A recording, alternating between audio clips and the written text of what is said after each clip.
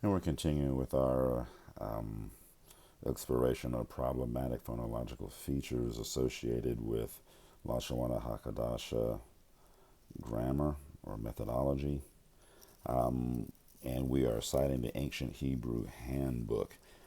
Previously, we were establishing that we could utilize cognate languages, and as it relates to cognate language, cognate morphology, phonology, and syntax to derive our semantic understanding. So, how it looks, morphology, phonology, how it sounds, syntax, the arrangement of the constituents to understand semantics, the meaning.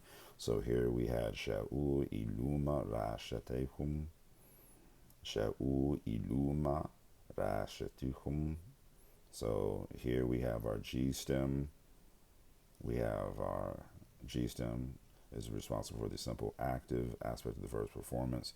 This is a first noon, second masculine plural, imperative from noon shin elf. We have our U class glottal stop, I class glottal stop, iluma rashatihum, our A class glottal stop.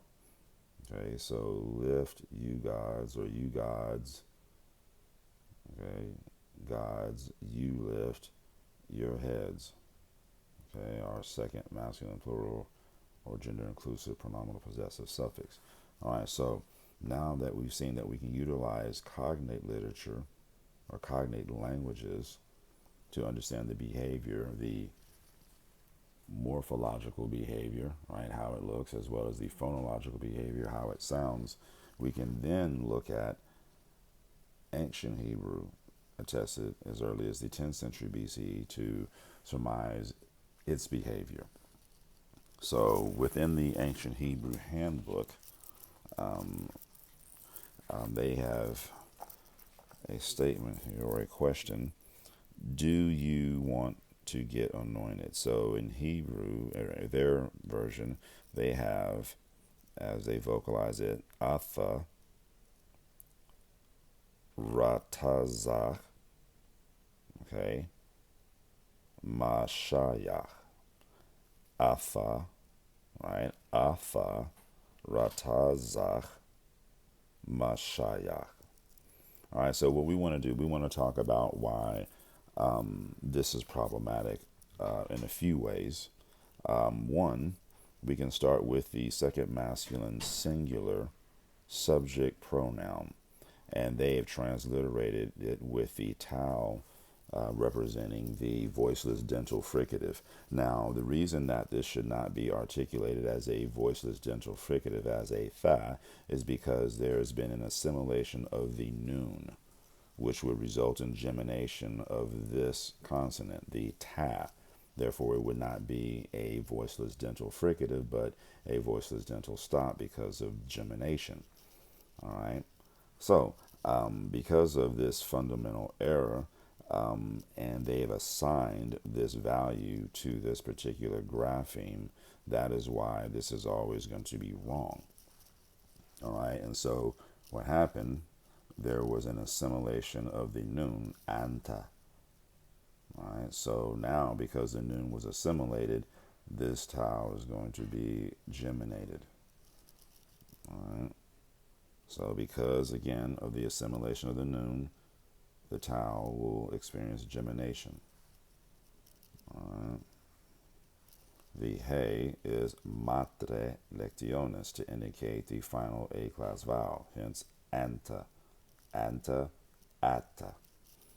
So here you see they vocalize it as atha, and it should be atta, because originally it was anta. All right, so atta.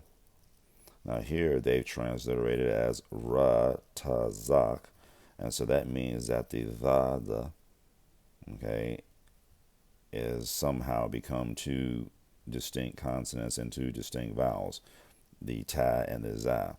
That is incorrect by definition of consonant. A consonant should be a single unique initial place and manner of articulation. Okay, so their version, taza, is incorrect and would be disqualified from being the principal way of articulating this grapheme. Okay, so the next thing we need to do is address the particular vowel, thematic vowel selection. They, because of their particular methodology, have employed A-class vowels in every syllable, and this would result in significant semantic ambiguity as it relates to the thematic vowels of the A-class vowel in root radical 1 and 2 would be indicative of a call, third masculine singular suffix conjugation preterite. Okay, a past tense verb like he did something. All right, so he wanted or he desired. So you would have you, he wanted, and then we have Mashiach. So with the A class vowel here, all right, now I think it's quite interesting and it's notable that, remember, the triconsonantal root of the Shoresh is Mem Shin Chet. Okay, Mem Shin Chet. So the presence of this Ya or this Yod is to indicate the presence of the internal I class vowel. So it is also matre lectionis. It is not a consonant, but it is matre lectionis, there to indicate the presence of an internal I class vowel. So what they've done here, they've opted to use this as a consonantal ya, which completely changes the vocalization and the articulation of this word, making it incorrect as it relates to semantic implication. All right, so here again, this ya or this yod is matre lectionis, there to indicate the presence of the internal I class vowel. Okay, Moshiach, and you have a furtive pata, Moshiach. All right. Now, I think it's notable that we would say that this just simply means anointed, and it's like an adjective, a thing that has been anointed. So what this literally is saying, based on what they've given us phonologically and morphologically, is if we can see this as you, masculine singular, subject pronoun you, he wanted Mashiach, an anointed thing. He wanted an anointed thing. All right, so that's a bit choppy. All right, now if what we desire to say is, do you want to get anointed, then we first have to acknowledge that the the aspect of the verb's behavior, anointed, this is passive. This particular thing is like, an anointed thing is a noun. So we're asking, do you want to be the passive recipient in the performance of this verb?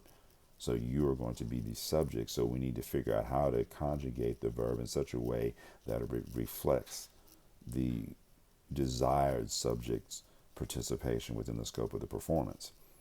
So second person.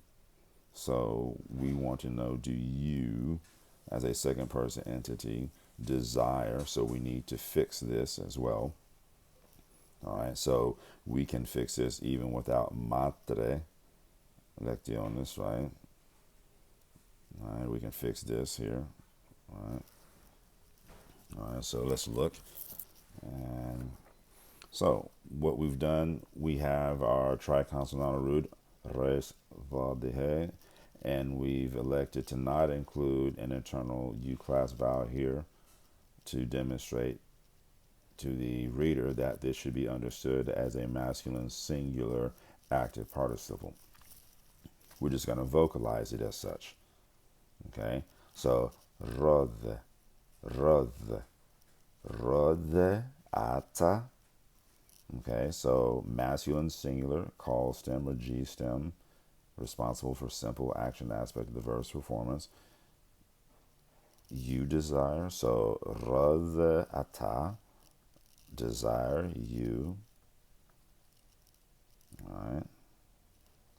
Lehima shach, lehima shach,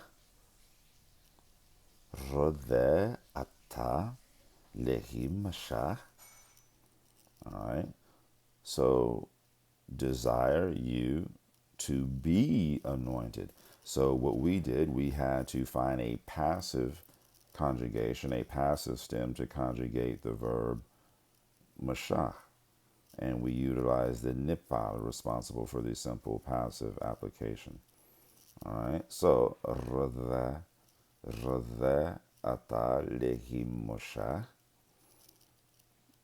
All right, desire you to be anointed. So that means we would be required to, one, have something more than an A class vowel, because ra or ra would mean